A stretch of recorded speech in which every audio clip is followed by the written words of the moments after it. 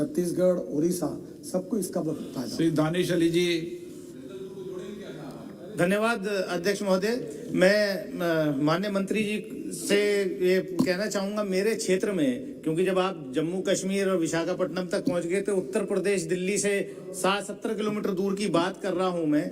गढ़मुक्तेश्वर ब्रजघाट, जो पश्चिमी उत्तर प्रदेश का हरिद्वार कहते हैं, वहाँ पर म्युनिसिपैलिटी के बीच में टोल है, जो कि नहीं होना चाहिए। लोग सुबह आते जाते हैं, उनको टोल देना पड़ता है। जब डीपीआर बना और एक प्राइवेट कंपनी को दिया गया, उसमें दिक्कत ये भी हुई है, सब नॉर्मली 60 किलोमीटर पर टोल लगता है। लेकिन मेरे क्षेत्र में ये जानते हुए कि ये टोल म्युनिसिपैलिटी के बीच में आ रहा है, हर महीने पूर्णमासी पर वहां लाखों लोग आते हैं, उसके बावजूद 40 किलोमीटर पे टोल दिया। 40 किलोमीटर पे मेरे यहाँ, मेरा माननीय मंत्री जी से।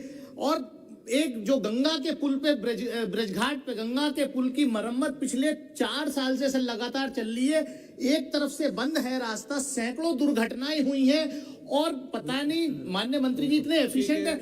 अधिकारियों ने जो जवाब दिया, मेरे को माननीय मंत्री जी का जवाब मिला 6 जून 2020 को कि वो दिसंबर तक पूरा हो जाएगा, 2020 तक।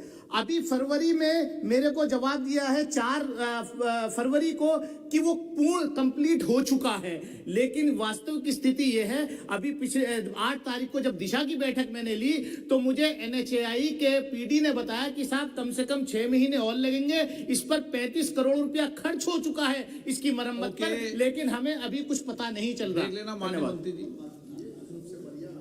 अध्यक्ष महोदय, ये पुराने सरकार के समय ऐसे कुछ टोल है कि जो शहर के अंदर आते हैं, अगर उनको रद्द किए जाएंगे तो वो कॉन्ट्रैक्टर कॉम्पेंसेशन मांगता है, तो उसको पैसे देने पड़ते हैं। तो ये बात बिल्कुल सही है कि बहुत जगह पर उस समय स्वीटनर ऐड करने के हिसाब से ऐसे शहर के बाजू में टोल बनाए गए, वो गलत है और अन्याय करने वाले हैं। उसको निकालने के बारे में निर्णय हुआ है।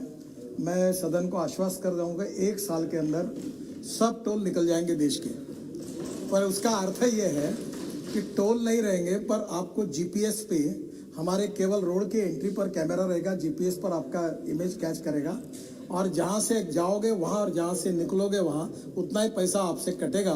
ना टोल होगा, ना रोकेगा कोई, ना कुछ होगा। और ये 1 साल के अंदर हम लोग पूरा करेंगे। मनीष तिवारी जी। दूसरा, सम्माननीय स्पीकर महोदय, आपको मैं बहुत अच्छी बात बता रहा हूँ कि ये टोल में चोरियाँ भी बहुत होती थी।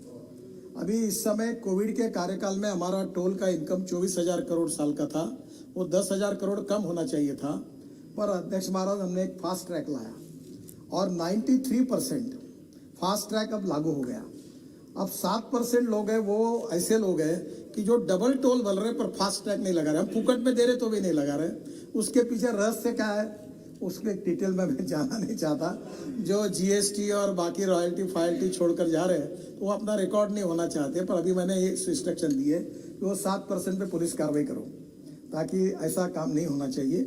और दूसरी बात जो है कि इसके बाद टोल के बारे में आपको जीपीएस जो लगेगा, तो अभी नए गाड़ियों में लग कर आ रहा है, और पुरानी गाड़ियाँ जिसमें जीपीएस नहीं, वो हम अपने तरफ से फुकट में लगा देंगे, तो जीपीएस भी आपको लग जाएगा और अब इसमें कोई प्रॉब्लम नहीं आएगा और ये निकल जाएगा। सर, रही बात इन्होंने जो बताई है जिस ब्रिज की, उसकी मेरे पास अभी एग्जैक्ट जानकारी नहीं है, पर मैं आपको बुलाकर मैं एक बार वेरीफाई करूंगा। पर यह आपने इसके पहले भी एक बार लोकसभा में ये प्रश्न पूछा था, मुझे याद है 3 साल पहले पूछा था। हाँ, तो आप एक काम कर, यहाँ प्रश्न पूछने के बजाय आप एक आधे बार मेरे पास चाय पीने के लिए तो आ जाइए, मैं आपका प्रॉब्लम सॉल्व कर दूंगा, तो निश्चित रूप से सर। मनीष तिवारी जी। धन्यवाद अध्यक्ष महोदय। करते थे उस टाइम अध्यक्ष महोदय,